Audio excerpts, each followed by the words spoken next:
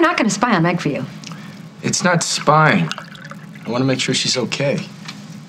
I didn't realize you still cared so much. She's a good person. She's pregnant. I'm worried about her. Is that a crime? Can't tell you how to feel, Dusty.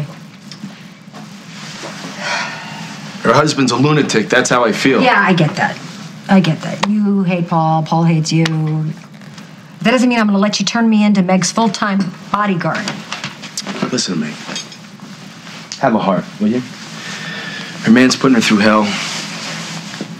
She could lose her baby. You know what Paul's capable of. Yeah, I do. Then would you go over there and tell her if she has any problems? She doesn't have to call me directly. She can call you. Would you tell her that?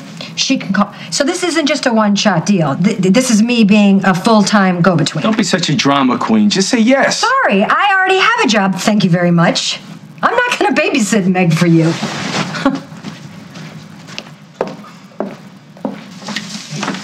We're not really going to have to fight about Dusty, are we? Dusty saved my life when your father kidnapped me. He didn't press charges when you shot him. He bailed you out of all those debts so you wouldn't end up on the street. I think an apology is the least you owe him. Yeah, you made that quite clear when you orchestrated that vicious setup, just to get him out of town. Have you noticed the way he looks at you? He's my friend. He's your ex, Meg. Yeah, that was ages ago. We both moved on since then. Paul, you have nothing to be jealous about. You're my wife, right? You're having my baby. If there's a problem, don't you think you should come to me? Okay, so you're still upset that I asked him to bail us out first. I want to be the one to take care of you, Meg. Paul, you just had a nervous breakdown. You were just released from the hospital. I wasn't going to risk making things worse. Did it occur to you that going to Dusty for help might make things worse? We needed help out of a bad situation, and Dusty was in the best position to do that. Yeah, Dusty was in the best position to do that because he's up to his neck in my money. My money. My father's inheritance was supposed to go to me. Okay, look, I know you're angry that James cut you out of the will. Anyone would be.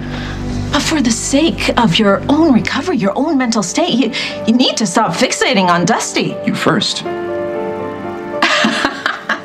I have no fixation on Dusty Donovan. Prove it. And prove it. Okay. The proof is that I love you. I am having your baby.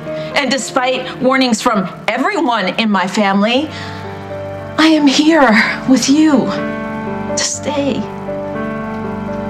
And that's a good thing, right?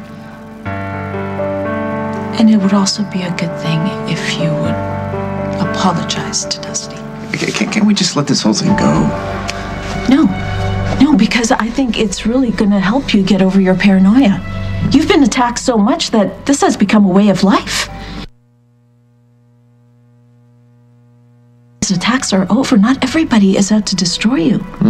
Okay. Paul, you need to do whatever it takes to make yourself better for us, for our family. Okay, and getting down on my hands and knees and begging Dusty to forgive me, that's gonna make things better with us? It's a start. Okay. I'll try anything to keep you around.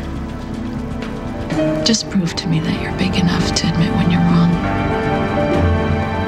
Go apologize.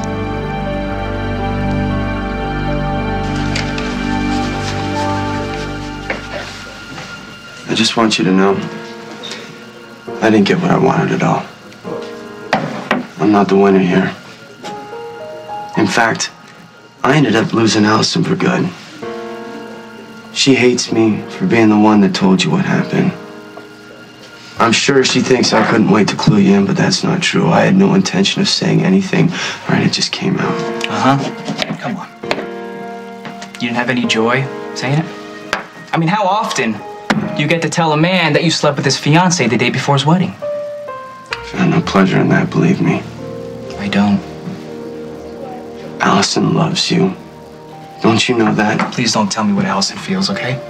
If you were smart, you'd give her another chance. But if you can't forgive her, maybe you deserve to be alone. Well, you know what? You're wrong, okay? Because I did forgive her. I was willing to take her back. She said no. So she obviously hasn't gotten you out of her system yet. There's a lot of reasons for Chris to stay here in Oakdale, and he's giving only one reason to leave, and that would be his feelings for you. Well, whatever we had is over. Maybe for you, but not for him.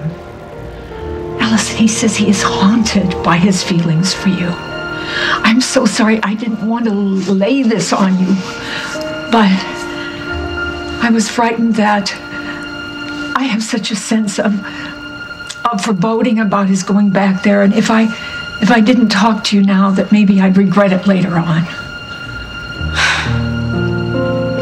So, you want me to get him to do a 180 and decide to stay? I mean, how am I supposed to pull that off? I don't know. All you can do is try, but whatever you could do, I would be so grateful. Okay, I'll try. Oh, God, thank you. Thank you. Bye.